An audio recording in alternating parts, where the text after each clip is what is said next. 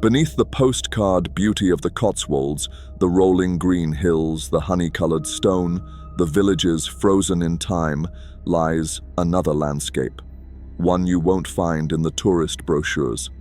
A landscape of whispers, of shadows, of footsteps that fall where no one walks. For centuries, this place has been a crossroads of life and death, ancient tombs older than the pyramids, battlefields where blood once ran in the gutters, abbeys torn apart in a single decree, grand houses built to last forever, yet echoing with the griefs of those who lived within. Here, folklore is not forgotten. Witches' curses cling to withered trees. Corpse roads wind across the hills. The black dog still walks at night, and the land itself, the limestone, the ridges, the old trackways, seems to hold memory like breath in the cold air. Why does this quiet corner of England have more ghost stories than some entire counties? Why do so many people, from farmers to travelers to skeptics, leave with tales they cannot explain? In this film, we'll travel through 6,000 years of haunted history, from the first stone monuments to the shadowed manors, from Civil War skirmishes to the oldest superstitions still whispered today. And perhaps, along the way, we'll begin to answer the question, why are the Cotswolds so haunted? Before the churches and cottages, before the manor houses and markets, there was a wilder land, a land ruled not by kings, but by the rhythm of the sun and the seasons, by the cycles of birth and death, and its first people left behind more than stones.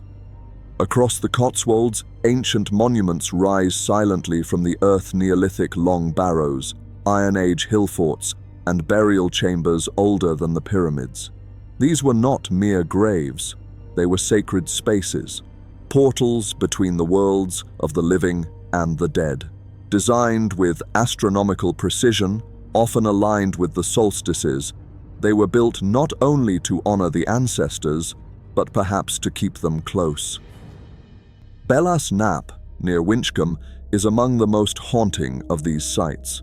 Its name means the beautiful hill, but its beauty hides mystery. The tomb's grand facade includes a false entrance, no more than an elaborate deception, perhaps to confuse grave robbers or something less tangible. Some believe it was meant to mislead spirits who might otherwise wander freely. Inside the barrow, archaeologists discovered the remains of at least 38 individuals, men, women, and children, laid out with a ritual precision. Alongside them were offerings, flint tools, pottery vessels, fragments of animal bone, and the charred remnants of ancient fires. These were tokens for the journey into the next world. Visitors today often describe a deep, almost oppressive stillness here. The air turns cold without warning. Some speak of being watched, even followed. One local tale tells of a man who spent the night in the shadow of the barrow. When morning came, he was found with deep scratches across his forearms and no memory of dreaming. To the west lies Ule Long Barrow, or Hetty Pegler's Tump, perched on a windswept ridge near Dursley. Another chambered tomb, its narrow passage leads into dark stone cells. Torches flicker here even when there is no wind, and pale orbs of light have been seen floating around its entrance after nightfall. Paranormal investigators once recorded strange EMF fluctuations here, and several visitors have reported hearing low, guttural murmurs beneath the earth. Some folklorists suggest that these barrows were more than burial places. They were houses for the dead, places of communion. Rites of passage may have been held nearby to honor the dead and ask their counsel. The ancestors in this belief system were not silent. They advised, protected, and sometimes warned. Elsewhere in the Cotswolds, the landscape bears other ancient scars. At Crickley Hill, evidence of prehistoric violence has been uncovered. Smashed skulls and burned structures point to tribal warfare over sacred land. Who knows what energies were stirred in that blood-soaked ground? In Cranham Woods, east of Painswick, ancient oaks cluster thickly, their twisted limbs forming near impenetrable canopies. According to local legend, this was once a place of druidic ritual. The woods are known for their strange acoustics. Voices carry too far or not at all. People have reported losing track of time or emerging hours later with no sense of how long they were gone. One story tells of a girl who vanished while walking her dog. She was found hours later, unharmed but weeping, saying she had walked through a door in the trees.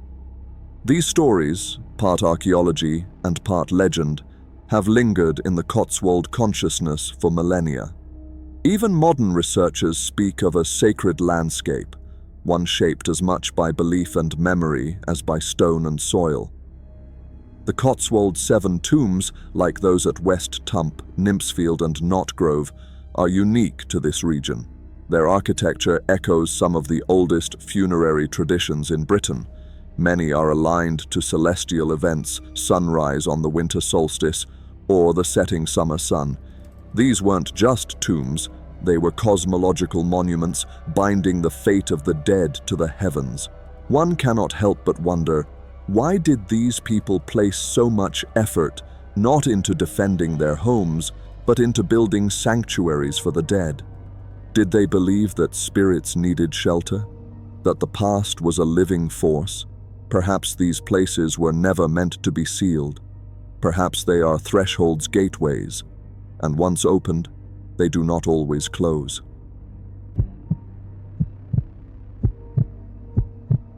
Though known today for serenity and slow, quiet days, the Cotswolds has endured centuries of bloodshed. Beneath the golden charm lie wounds cut deep, forgotten conflicts, sieges, betrayals, and executions. Ghosts, it seems, are not born only from great tragedy, but from the repetition of sorrow. The English Civil War tore through the region like a jagged blade. While not as famous as the great battlefields of Naseby or Edgehill, the Cotswolds bore the brunt of small, brutal encounters, often neighbour against neighbour, town against manor. It was a war not of armies alone, but of communities divided. In Cirencester, a town of Roman origin and medieval wealth, the war came in a single night. In February 1643, over 3,000 parliamentarian troops stormed the royalist-held town. Cannon fire shattered the peace. Dozens died defending narrow streets.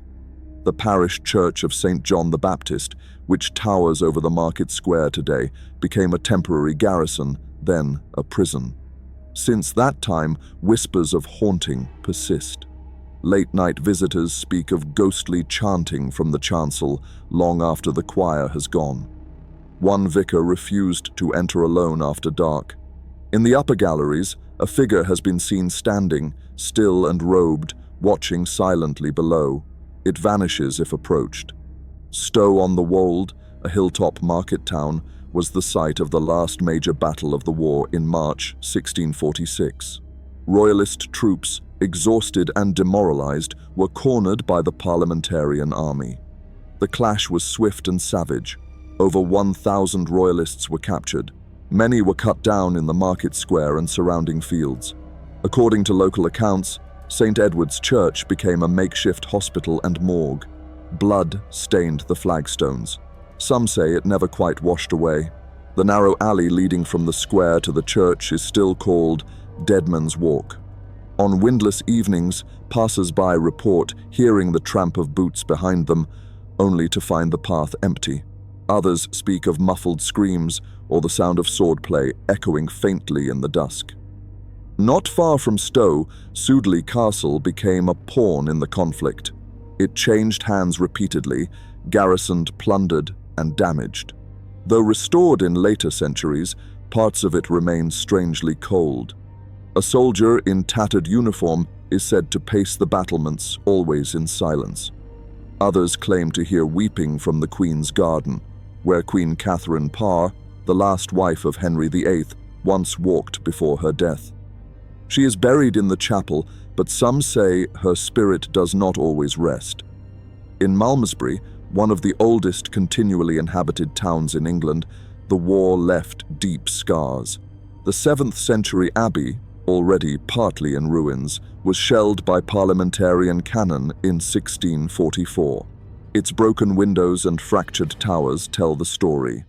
Some say the abbey is watched over by a spectral monk, tall, hooded, drifting between the columns before dissolving into shadow. Visitors have described a sudden chill in the air and the sensation of being gently tugged by unseen hands as they approach the old cloisters. But the Civil War was not the first to soak Cotswold soil in blood. During the Wars of the Roses, families were divided, loyalties tested. In Berkeley Castle, the ghost of Thomas Talbot is said to roam murdered during a family feud over succession. On stormy nights, a pale figure is seen walking the battlements with a lantern, always pausing beneath the same window before fading into the rain. And long before that, during the Roman occupation, soldiers marched in tight formation along the Fosse Way, the ancient road that cuts through the region. In Bibury, by the banks of the River Colne, stories persist of phantom legionnaires, always silent, always in single file. A villager once claimed he saw them marching in the mist at dawn, their helmets rimmed with frost. Another said her dog refused to cross the old footpath where they appeared, growling and whimpering as if at something unseen.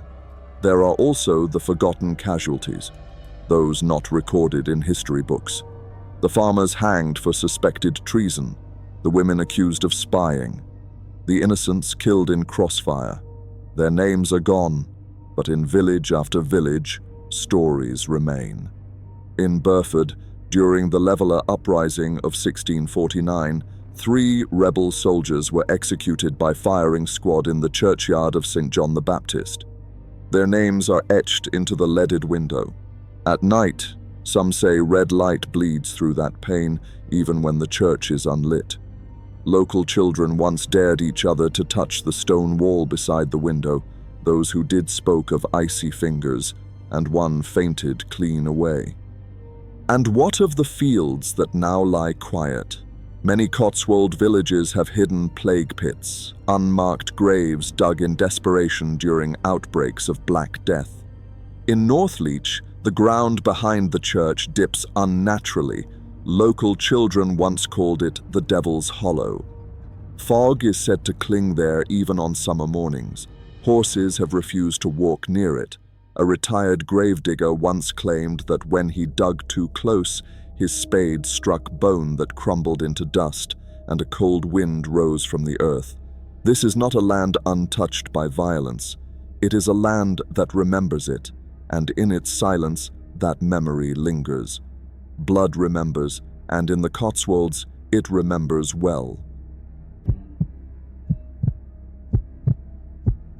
Before the stately homes and wool merchants came, the monks. For centuries, the Cotswolds was a region steeped in sacred ritual, not just of the ancient pagan kind, but of organized religion. Abbeys, priories, and churches stood like sentinels across the hills, their bells marking time, their stones steeped in prayer. But when Henry VIII turned against Rome and the dissolution of the monasteries began in the 1530s, that peace was shattered. Across the Cotswolds, centuries of devotion were uprooted in a matter of months. What followed was not only destruction, but desecration. And with desecration comes unrest. Take Hales Abbey, near Winchcombe.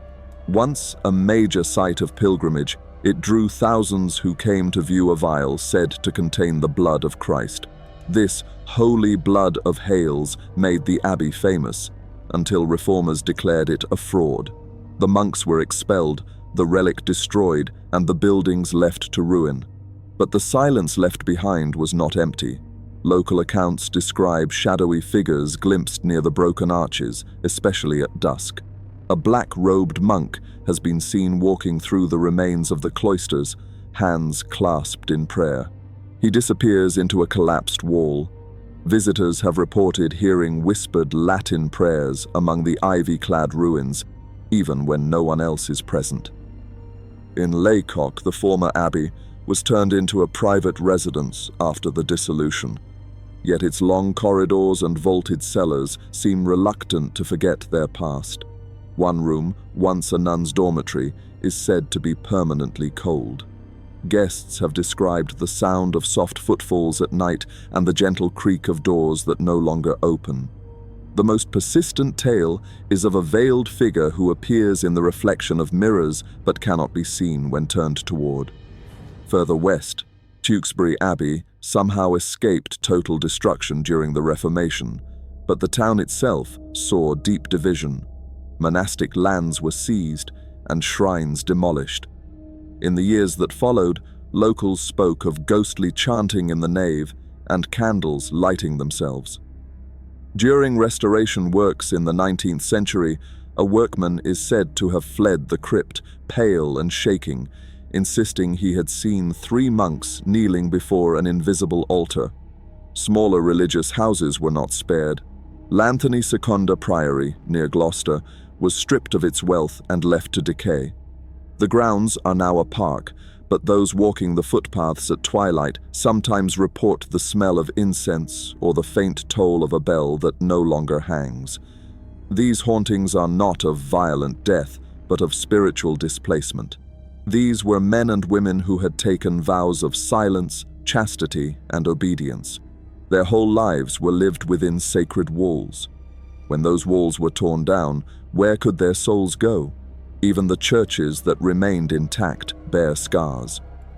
Northleek Church, sometimes called the Cathedral of the Cotswolds, contains one of the finest collections of medieval brasses in England.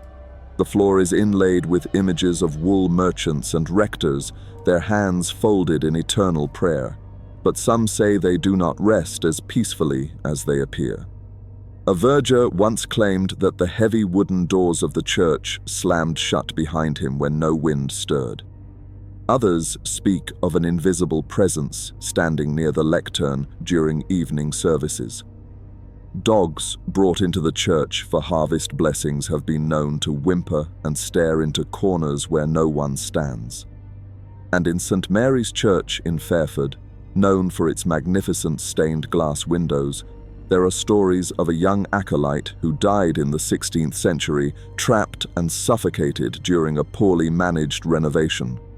Children on school visits have asked who the boy in the red robe is, though no such guide or statue exists. The Reformation did not simply end Catholicism in England, it ripped centuries of continuity out by the roots.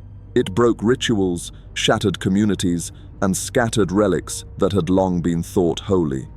The dead, buried with the expectation of prayers and masses said for their souls, found themselves abandoned in spirit as well as body.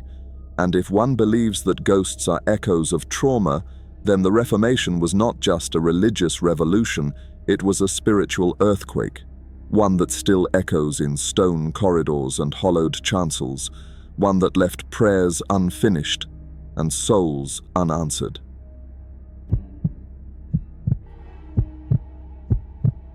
While the Cotswolds may be known today for its thatched cottages and honey-coloured farmhouses, it is also a land of grand halls, old manors, and fortified estates built by wealthy families who left their marks not only in stone, but in legend. And where wealth once gathered, so too, it seems, did tragedy. The ghosts of the Cotswolds do not only haunt the humble. From the Tudor age through to the 19th century, aristocratic homes rose like islands in the countryside, lavish, remote, and self-contained. They were built as symbols of status, but their grandeur often concealed private grief, forbidden love, madness, sudden death, and betrayal. And such emotions leave stains that no refurbishment can erase. Take Woodchester Mansion near Nymphsfield. A Gothic revival shell, construction was abandoned mysteriously in the mid-1800s. Workers reportedly fled the site and refused to return. Though never completed, the building stands intact, eerie in its unfinished perfection. No doors, no plaster, no fittings. Just stone and silence. Yet it is not empty. Visitors report voices from rooms that have no floors, footsteps on staircases that lead to nothing. A dark figure is seen at upper windows, though no one is allowed there. A phantom stonemason, still toiling at walls that never saw completion, has been seen by multiple witnesses. The surrounding parkland once hosted Roman villas, and some believe the land itself is disturbed, ancient, unsettled. Then there is Chavenage House near Tetbury. This Elizabethan manor has changed little in centuries, but behind its preserved charm lies a tale of death and dread. During the Civil War, Colonel Nathaniel Stevens, who owned the estate, supported the execution of Charles I. Soon after, he fell into a mysterious decline. The story goes that after his death, a black coach drawn by headless horses arrived at the house. A figure cloaked in shadow entered and drove away with the colonel's corpse. Since then, the ghostly coach has been seen again rattling down the drive in moonlight, stopping at the same door. Members of the family have died suddenly after such sightings. Staff reportedly refuse to enter certain parts of the house alone. In Stanway House, known for its spectacular water fountain and Jacobean architecture, stories circulate of a woman in grey who walks the long gallery at night. A former guest wrote in his journal in 1872 that he woke to see her at the foot of his bed, tall, weeping, and quite without colour. He believed her to be the spirit of Lady Cecilia, who died in childbirth in 1647, locked away in the East Wing while her husband rode to war. She is said to appear most often during storms, staring toward the nursery that was never used. Owlpen Manor, nestled in a wooded valley near Dursley, is smaller, more intimate, but no less haunted. Legend tells of a girl named Margaret, a servant who fell in love with the squire's son. Their affair was discovered, and she was dismissed. Heartbroken and pregnant, she leapt from the upper window into the orchard below. Her ghost young, in a simple shift, has been seen walking through the apple trees. Sometimes she's laughing, sometimes she weeps. Not all ghosts are sad, some are angry. Now owned by the National Trust and famed for its eclectic collection, staff have long reported a sense of being watched. Doors slam with no drafts. Cold spots appear in summer.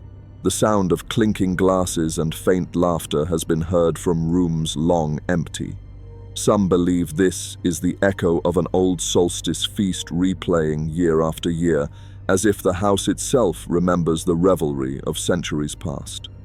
In Calcutta Manor, once a medieval tithe barn turned hotel, cleaners and guests alike have spoken of a heavy atmosphere in one wing of the building. A spectral child is sometimes heard crying always at the same hour.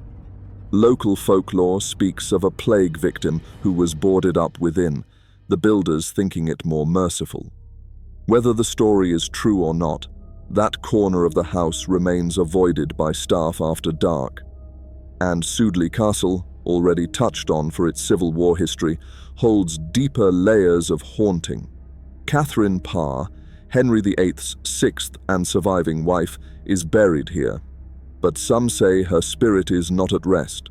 She was buried hastily, then forgotten until rediscovered centuries later.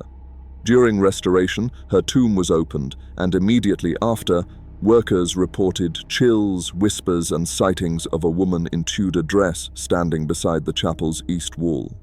One tourist fainted upon seeing her reflection in the stained glass. What binds these tales is not merely the grandeur of the buildings, but the emotional intensity of the lives once lived within them. Love denied, duty betrayed, ambition, grief, loneliness. The upper classes may have lived in comfort, but they were not immune to the same heartbreaks that create hauntings in humbler homes. And perhaps, in such grand settings, the echoes linger longer. A child's cry beneath a gilded ceiling, a lover's last breath behind tapestried walls, a carriage drawn by headless horses rolling toward the courtyard. The great houses of the Cotswolds do not forget, and if you listen carefully, they still speak.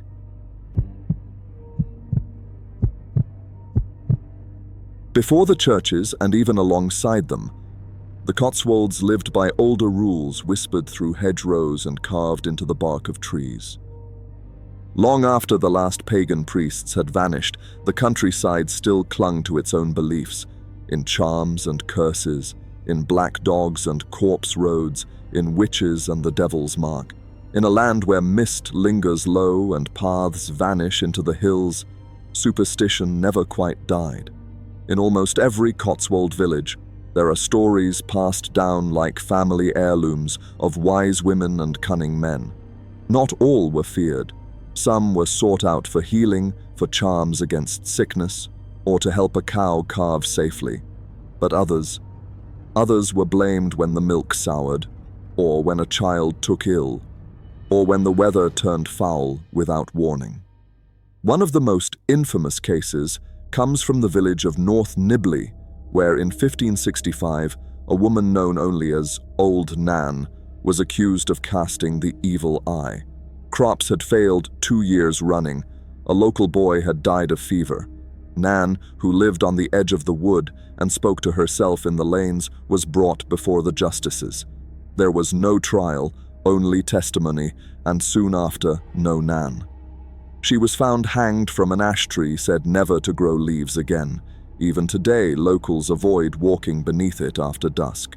In Blockley, a 17th century clergyman recorded that villagers believed one of their own, a woman named Agnes Crouch, could summon storms with her breath. When her chimney was struck by lightning, the townsfolk declared it God's punishment. Agnes fled, but strange weather was said to follow wherever she went. When she died, no priest would bury her. Her grave is said to lie beneath a hawthorn bush outside consecrated ground. Birds never roost there. Then there are the corpse roads narrow tracks, often unnamed, that wind between village and churchyard. Before local burial grounds were common, coffins had to be carried for miles. It was believed that the spirit of the dead could only follow the path it was brought along, so mourners would take convoluted routes or cross-running water to confuse any restless souls. One such path runs between Painswick and Pitchcombe.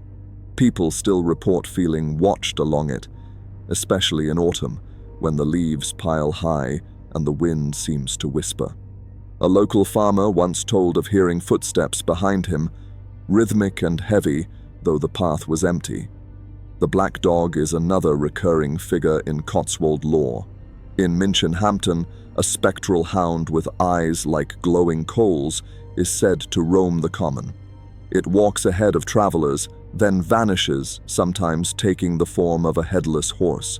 In Broadway, stories speak of a great shaggy beast that appears at crossroads and grave mounds, especially on moonless nights. One motorist in the 1960s swore that a black dog ran alongside his car for nearly a mile, keeping pace at 40 miles per hour before fading like smoke. Such creatures were often seen as omens, not always evil, but never to be ignored. A black dog at the door was said to foretell death. And in more than one case, the sighting preceded a funeral. Cotswold superstition also includes tales of witch bottles containers buried under thresholds filled with pins, nails, and sometimes human hair or urine meant to ward off evil. Several have been found during renovations in villages like Winchcombe and Chipping Campden. Builders often leave them untouched. Better not to meddle, they say. There are also tales of fairy rings in woods near Naunton, where children are warned not to step within circles of mushrooms lest they be taken or returned wrong. A girl in the 1800s was said to have gone missing for 3 days. When found, she spoke of music in the trees and a lady made of petals. Her hair had turned white. In Bisley, the tradition of the Bisley boy speaks to something darker, that Queen Elizabeth I died as a child while staying in the village and was replaced by a local boy to hide the scandal. Though dismissed by historians, the legend persists, and Elizabethan ghosts have been seen at Overcourt, the supposed site of the swap.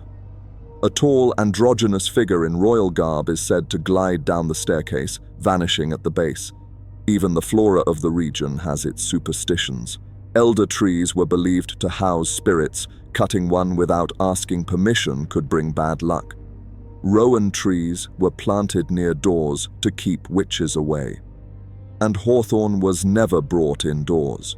In Bretforton, an innkeeper who decorated with hawthorn was dead within a week. No one has done so since.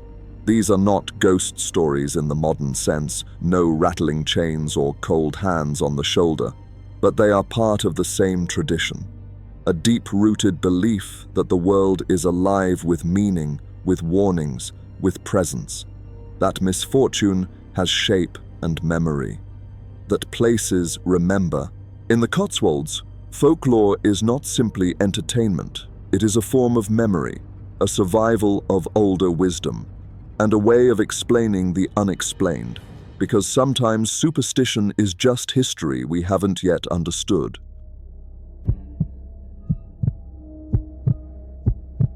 To walk the Cotswolds is to feel the past beneath your feet, not just in the ruins and relics, but in the landscape itself, rolling hills, ancient tracks, standing stones.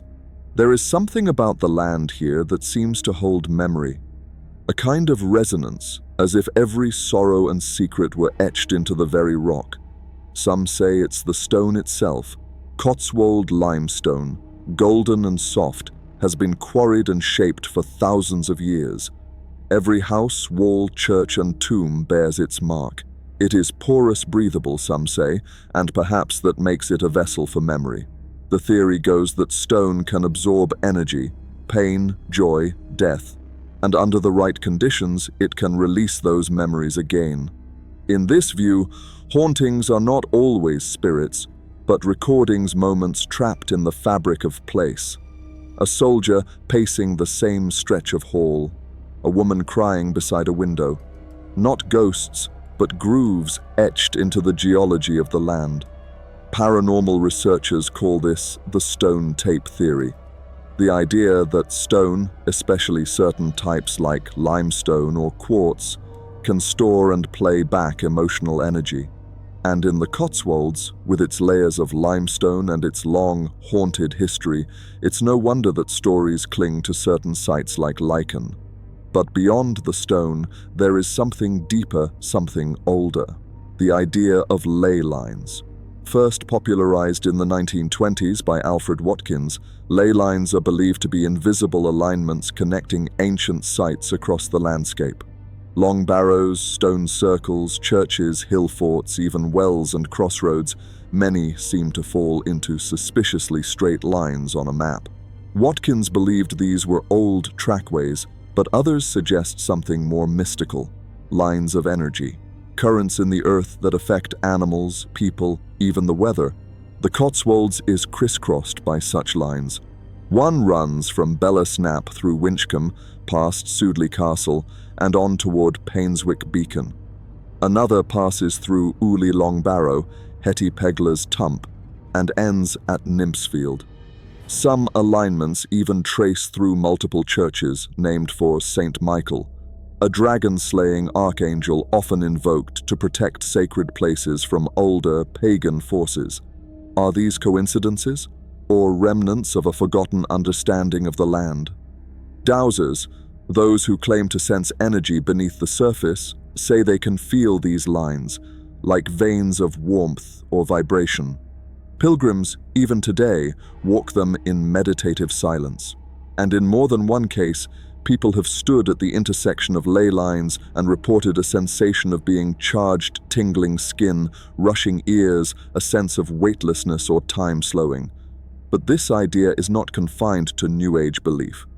The ancients seem to know it too. Megalithic monuments were rarely built at random. They were placed with care on high ridges, beside springs, at places where the horizon framed the sun or moon, places that felt right. Many archaeologists now speak of liminal spaces, locations where boundaries blur, between land and sky, light and dark, life and death. In the Cotswolds, such places are common. a lonely hill where birds never sing, a path that seems to loop even when walked straight, a spring that runs dry for years, then flows blood red after heavy rain. Locals sometimes refer to them as thin places spots, where the veil between this world and the next is said to wear thin. The ancient Celts had a word for it, an ait naofa, a sacred place, a place where one might hear voices in the wind that are not one's own. In Minchinhampton, the Common is one such place, wide and empty, ringed by trees and scattered with prehistoric remains. It draws reports of ghost sightings, strange lights, and sudden shifts in temperature. Some claim to feel watched there, especially at twilight. Horses are known to shy violently at certain points, refusing to go forward no matter how they're urged. In Painswick, the churchyard's yew trees, clipped into eerie shapes, are said to stand on a lay crossing. Old legends claim that no one can count the trees correctly. The number changes with each attempt. A minor oddity perhaps, but it speaks to a deeper truth, that this land resists being fully known. Even man-made features echo this pattern. Churches built on former pagan sites, wells that predate Christianity but are now called holy, crossroads where suicides were once buried, now marked by roadside shrines or leaning posts no one dares disturb. The Cotswolds is not haunted simply because of what happened here, but because of where it happened. The land was always liminal, a crossroads of geology, belief, and human longing, a place where memory sinks into soil and stone and lingers. Perhaps this is why so many ghosts here do not seem to want to frighten. They simply remain trapped or tethered, replaying sorrow or devotion or love. Because in the Cotswolds, the very ground remembers. What is it that makes the Cotswolds so haunted? It isn't just the age of the region, though its villages are older than most cities, and its hills have seen thousands of years of human footsteps. It isn't only the stories, though they are plentiful, persistent, and lovingly passed down. And it isn't merely the scenery, though the golden stone and drifting mist make a perfect stage for memory and myth. It is something deeper, something woven into the land itself. The Cotswolds is a place of layers of time, of belief, of sorrow and celebration. Beneath each village lies an older one. Beneath every field, a forgotten burial. Beneath every church, a site once sacred to others. The landscape is not just beautiful, it is palimpsestic. Stories written over stories, never truly erased. And in this quiet countryside, there has always been room for ghosts. There is space in the silence, room in the rhythm of slower time. Shadows gather more easily on lanes where history feels close and the night comes softly. This is a place where history and folklore are not separate, but interwoven, where the tale of a Civil War soldier seen walking a churchyard is told with the same voice as a fairy sighting or a headless horseman, where rationalism never fully replaced reverence, where people may smile at old stories but rarely scoff.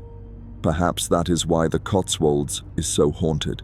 Not because it suffers from more tragedy than anywhere else, but because it remembers more, because it listens, because it still walks beside its ghosts. So as you next wander through a quiet Cotswold lane, or pass the worn stones of a long-forgotten barrow, or stop to admire the peaceful silence of a churchyard at dusk, pause. Listen, not with your ears, but with something older, because in the Cotswolds, beauty and sorrow walk hand in hand, and if you listen closely enough, the land just might speak, and what it tells you may never leave. Please subscribe to this channel to be alerted to the next episode of Ghosts of the Cotswolds.